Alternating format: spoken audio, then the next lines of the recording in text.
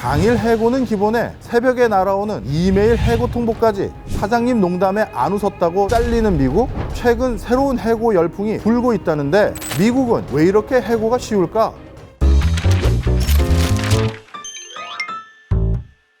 미국 영화 같은 걸 보면 상사가 직원에게 You fire 외치고 직원은 풀이 죽어서 박스에 짐을 싸서 나가는 그런 장면 보신 적 많으실 겁니다. 그 정도로 미국 하면 쉬운 해고가 유명한데요. 오늘은 이런 미국 근로 문화의 오해와 진실을 다뤄볼까 합니다. 미국은 땅덩어리가 넓기 때문에 주마다 그리고 업계마다 상위에서 예외도 존재하긴 합니다만 우리나라와 많이 다른 근로 문화를 보여주는 게 일반적입니다. 호칭, 출퇴근, 야근 등 비교적 자유로운 직장 문화를 가지고 있는 게 미국인데요. 근로시간을 살펴보면 미국은 한국보다도 적게 일합니다. 미국은 2022년 기준으로 주당 근무 시간이 38.8시간입니다. 반면에 한국은 42시간을 일하고 있습니다. 법적으로 정해진 1일 근로시간 기준이 없는 나라도 미국입니다. 물론 전형적인 근무 시간은 있습니다. 우리나라는 9 to 6라고 하죠. 하지만 미국은 전형적인 근무 시간이 9 to 5입니다. 왜냐하면 점심시간이 따로 없는 나라이기 때문인데요. 혼자 자리에서 간단히 먹는 경우도 많고요. 한참 지난 뒤에 나가서 먹고 오는 직장 동료들도 많은 게 사실입니다. 참고로 프랑스에서 점심 한 끼 먹으려면요, 에피타이저, 메인, 그리고 디저트까지 풀코스로 최소 2시간에서 3시간 가까이도 걸리는 경우도 많습니다. 미국의 직장 문화 중에서 또 특이한 점은 정년이 없는 나라라는 점입니다. 영화 인턴 보신 분들 기억하실지 모르겠습니다만 나이가 아주 많은 사원이 어딘가를 은퇴하고 다른 회사의 인턴으로 다시 근무하는 모습들 보신 적이 있을 겁니다. 나이를 보는 것이 차별이라고 생각하는 것이죠. 여기까지만 말씀드리면 꽤 좋아 보일지 모르겠습니다만 사실 미국은 알고 보면 일하기가 굉장히 빡센 나라 중에 하나입니다. 안녕하세요. 저는 미국 직장생활 8년차 서준원입니다. 미국은 성과주의가 매우 강한 나라예요. 그래서 데드라인이나 목표 달성에 대한 책임감이 개인에게 매우 큰 편입니다. 미국에서 점심시간이 따로 정해져 있지 않은 것도 다들 개인의 일을 시간에 맞춰 끝내야 하기 때문에 있다고도 생각을 합니다. 그리고 흔히 미국은 야근을 안 한다라는 얘기가 있잖아요. 업계마다 다르겠지만 미국도 야근을 아예 안 하지는 않습니다. 내일을 끝내지 못했을 때는 초과 근무를 합니다. 근데 이제 눈치 보고 억지로 하는 야근은 잘 없어요. 저도 야근을 거의 안 하고 회사 사람들도 퇴근 시간 되면 이제 쿨하게 빠이 하고 헤어집니다. 안녕하세요. 저는 미국 직장생활 3년차 엄주영이라고 합니다.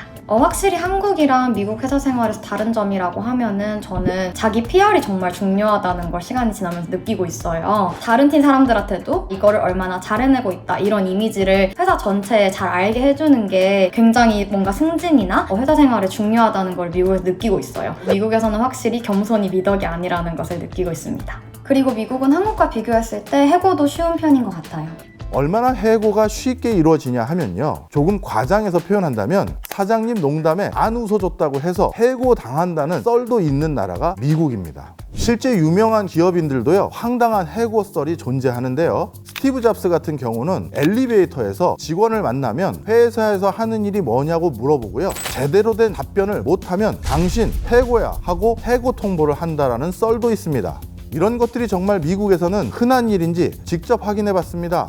한국과 비교했을 때 미국에서 해고가 훨씬 쉬운 건 맞는 것 같아요. 저도 동료 한 명이 해고당하는 걸 직접 본 적이 있습니다. 인사과 사람이 자리에 찾아와서 통보를 하고 그 자리에서 컴퓨터랑 회사에서 이제 제공한 핸드폰 같은 걸 바로 가져가더라고요. 개인 용품만 박스에 담아서 주차장까지 인사과 사람들이 동행했었던 걸로 기억합니다. 나중에 들어보니까 보안의 이유 때문이라고도 하더라고요. 회사 재정이 악화되어 필요 없다고 생각되는 팀이나 조직을 없애는 경우도 있죠. 작년 그 IT 업계에서 그런 경우가 많았잖아요. 한국의 경우라면 노조가 좀 강해서 이런 일이 쉽게 생기지 않는데 미국에서는 노조의 영향을 받지 않고 종종 일어나는 일인 것 같아요. 이럴 때는 일정 기간 시간을 주어 다른 팀에 각자 알아서 이제 들어가게 한다거나 아니면 다른 회사에 지원해서 알아서 살 길을 찾을 수 있도록 시간을 주기도 합니다. 성과가 잘 드러나는 만큼 좋은 성과를 냈을 때 뭔가 보너스나 성과급 이런 것들이 되게 즉각적으로 빠방하게 주어지는 곳이 미국 회사인 반면에 이제 또 그런 뭔가 기회가 주어졌을 때 그걸 성과로 잘 도출해 내지 못하면은 보너스가 감면되는 거로 시작해서 해고당하는 경우들도 제가 종종 봤습니다. 실제로 저희 회사의 경우에는 지난해에 우수 직원으로 선정되었던 친구가 그 다음에 성과를 보이지 못해서 해고된다든지 그런 일들이 실제로 있었거든요. 그래서 그런 부분을 생각했을 때 미국 회사는 아무래도 한국보다 내가 이 회사에서 얼마나 오래 일했는지 어떤 것들을 해냈는지 보다 지금 하고 있는 일들 그리고 앞으로 해야 될 일들에 대해서 내가 얼마나 성과를 보이고 있는지 나를 얼마나 증명하고 있는지가 훨씬 더 즉각적으로 피드백이 오는 곳이 아닌가 하는 생각이 듭니다.